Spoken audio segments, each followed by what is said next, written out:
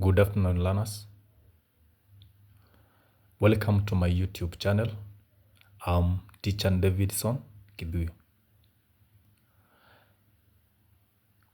This is my first episode on complex ions, whereby I request you, all of you, to sit down, be equipped with a pen and a notebook as we unearth, unlock, and unleash some hidden chemistry that your KLB books and your revision books will never tell you. So welcome and sit back. We are going to start with short notes on the names of complex ions and their formula. Number one, metal hydroxides like zinc, aluminum, and lead, abbreviated as ZAL, reacts with either excess aqueous sodium hydroxide, potassium hydroxide, or ammonia solution to form their respective tetrahydroxyl ions. Exception to this is metal hydroxides like zinc and copper reacts with excess aqueous ammonia to form their respective tetramine ions. That is a complex cation. When you're writing the formula for any cation, it is good when you're learning to start with its open structure so that you can understand it very well before going on to write the closed formula,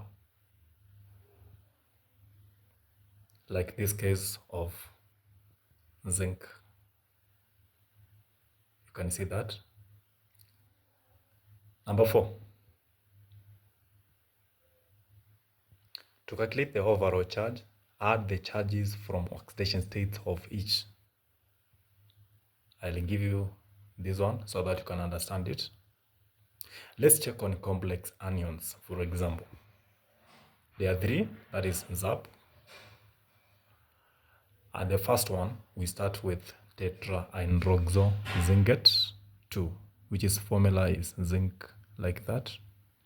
You just need to check it there so that I can explain to you how to arrive at it.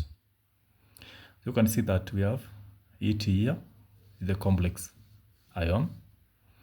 So we start with the oxidation state for this one.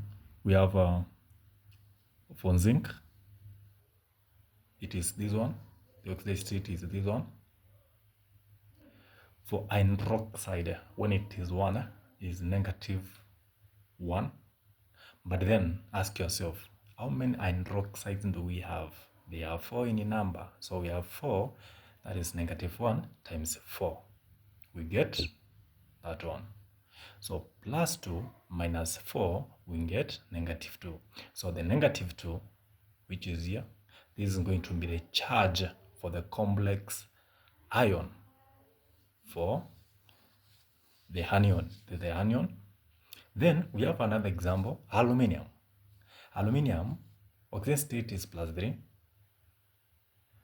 Hydroxide is -1, but then there are 4 atoms times 4. We get 3 minus 4, which is -1.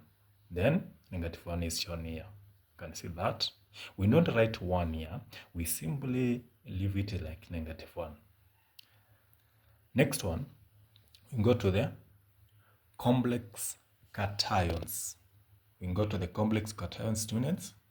And the complex cations we have here, we have the name and the formula. We just need to take an example. Let's take an example of tetramine copper.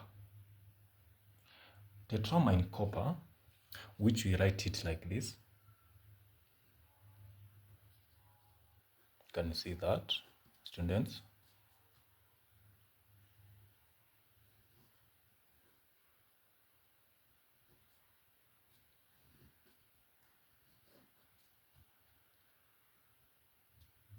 When we check here, we look at the oxygen state of copper, which is +2,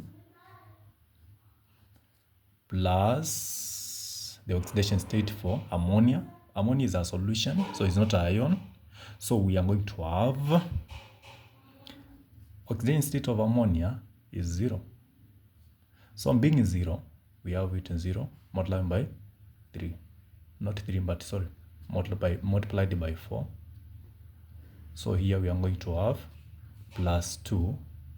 So we get +0. We get +2. We get +2. So the +2 which we get here is the one which is there. You can see that, students. So I hope you can understand that as simple as it is. So this one is called tetramine copper 2 ion. It's a deep blue solution. It is an aqueous solution. Then finally, we are going to go to the uses of complex ions. The uses for complex ions are divided into two. We have biological uses or importances, which are two only.